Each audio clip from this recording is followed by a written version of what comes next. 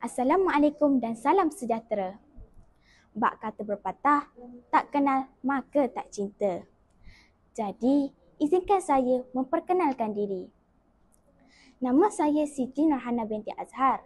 Saya berumur 12 tahun. Saya bersekolah di Sekolah Kebangsaan Tok Bok. Hobi saya ialah membaca. Cita-cita saya ingin menjadi doktor pakar.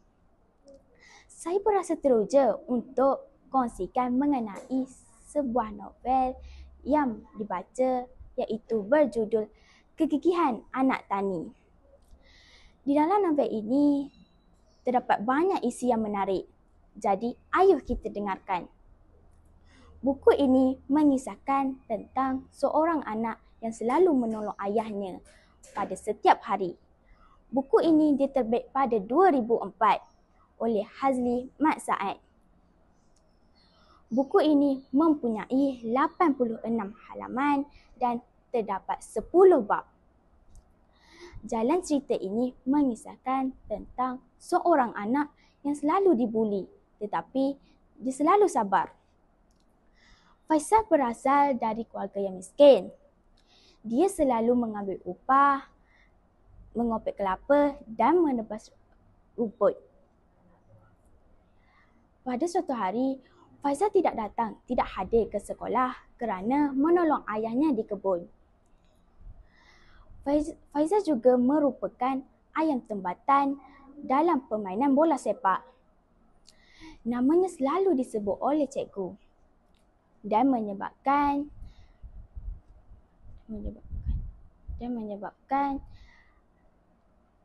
kawannya iri hati dengan Faizal. Amirul dan kawannya selalu ingin menyakiti hati Faizal. Tetapi Faizal selalu sabar. Pada seketika itu, Faizal tidak lagi sabar dengan Amirul dan menyebabkan mereka digantung sekolah selama seminggu.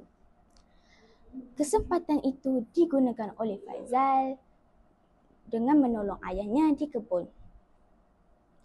Semasa mereka di kebun, Faizal terdengar ayahnya menjerit meminta tolong. Faizal bergegas berlari ke ayahnya dan melihat ayahnya telah diserang tebuan dan menyebabkan ayahnya terpaksa dimasukkan ke dalam wad. Faizal memutus untuk berhenti sekolah kerana ayahnya ditimpa kemalangan yang sangat kuat. Faizal memutuskan untuk sambung bekerja dan memberi duit kepada adik-adiknya yang masih lagi bersekolah. Semasa Faizal berada di kebun, setelah Faizal hendak pulang, dia terdengar orang menjerit meminta tolong. Faizal bergegas berlari dan melihat Amirul tenggelam menimbul di dalam sungai dan Faizal menolong Amirul menaiki atas darat. Setelah selesai, dia hendak pulang ke rumah dan melihat banyak kereta di hadapan rumahnya. Dan ramai guru dan kawan-kawannya berada di dalam rumahnya. Termasuklah Amirul dan kawan-kawannya. Serancak Faizal berborak dengan kawan-kawannya, tiba-tiba cikgu memanggil Faizal untuk duduk di sebelah ayahnya untuk memberitahu bahawa dia telah berjaya mengumpul sumbangan untuk memberikan kepada keluarganya. Faizal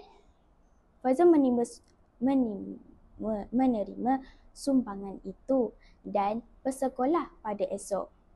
Keesokan, Faizal dijemput dengan ceria.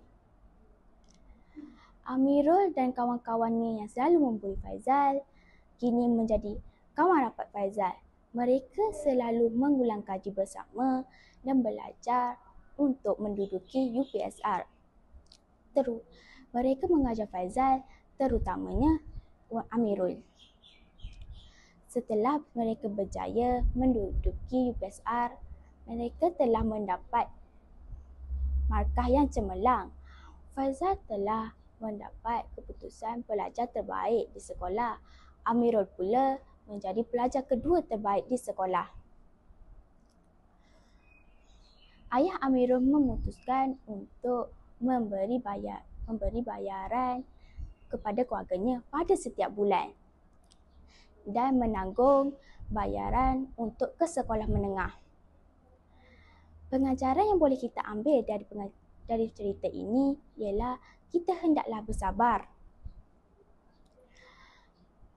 Kekurangan yang berada di dalam novel ini ialah grafik yang sedikit dan tidak berwarna.